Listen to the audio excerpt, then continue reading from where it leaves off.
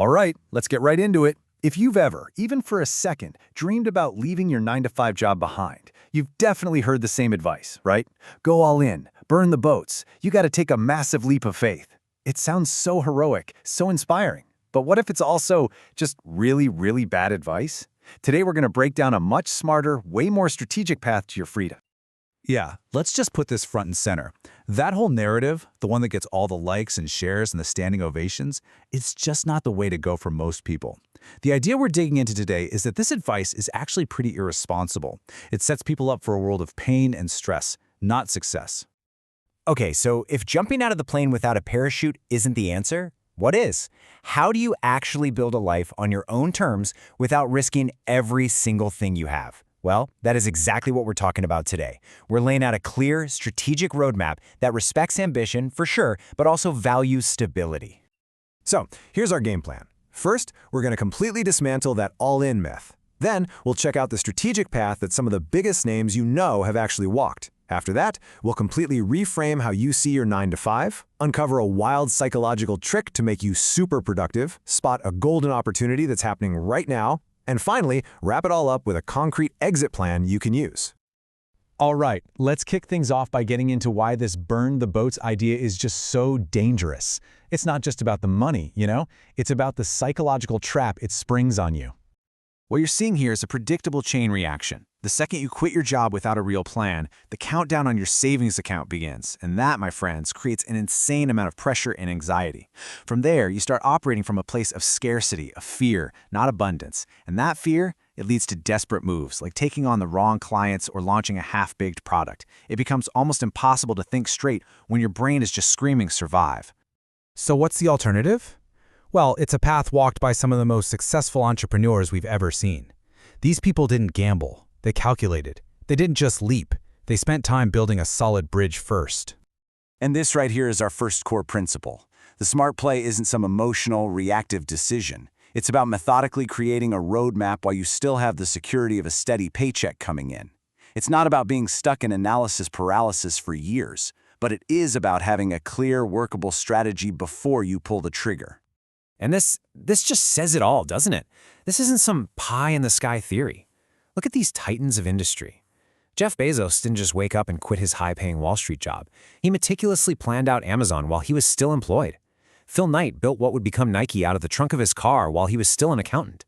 And Sarah Blakely sold fax machines for two full years while she was working on the Spanx prototype at night. They all used their stability as a launchpad. This leads us to a really crucial mental shift.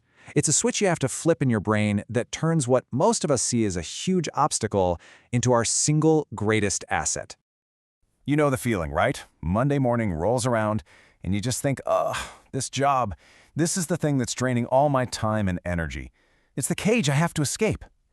But what if that entire perspective is not just wrong, but is actually the thing holding you back? And here's the second key principle, the big reframe. Your job is your first investor. Think about it. That salary isn't just paying your rent. It's buying you time. It's funding your escape plan. It's giving you the breathing room to build something real, something solid, without that crippling pressure of needing it to make money right now just to eat. I really want you to let that sink in for a second, because this is an absolute game changer.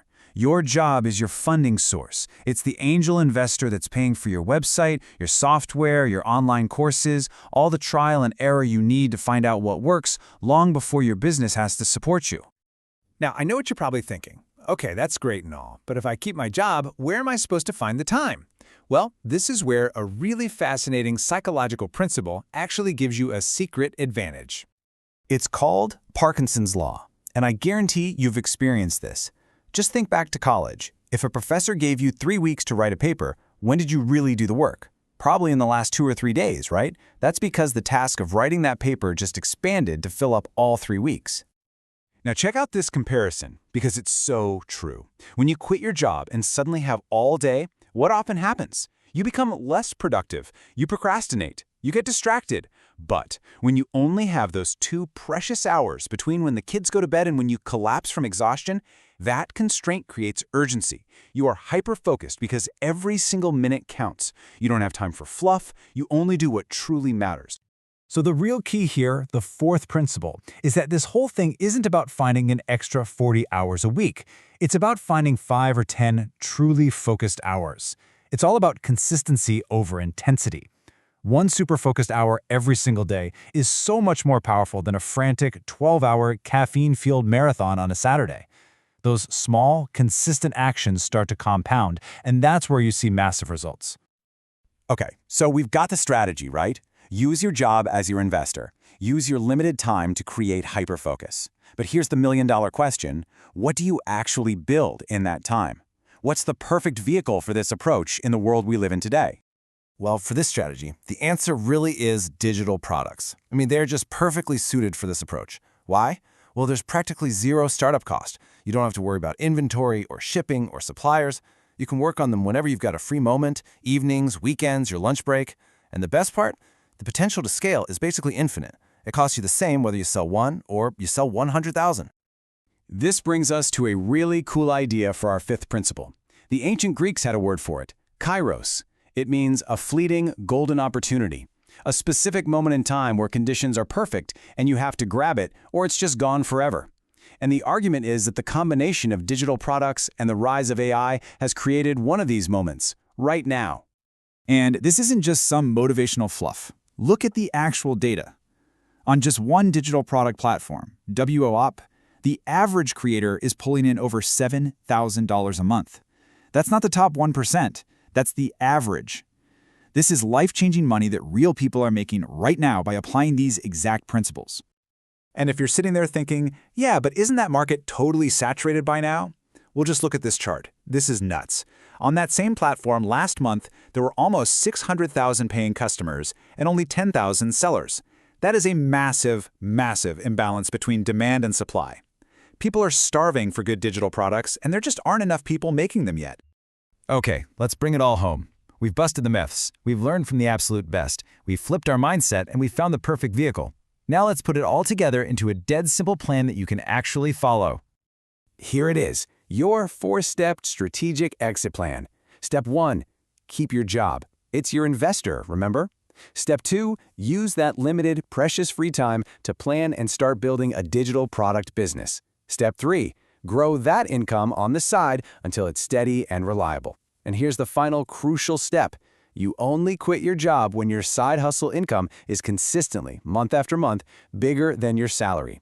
This is how you build a bridge to freedom, instead of just taking a blind leap and hoping for the best. So as we wrap up, I want to leave you with a question to just chew on for a bit. That idea that work expands to fill the time you give it, just think about that. Your job, your side projects, even stuff around the house. Where has this principle shown up for you? Because once you see it, you can start to use it to your advantage.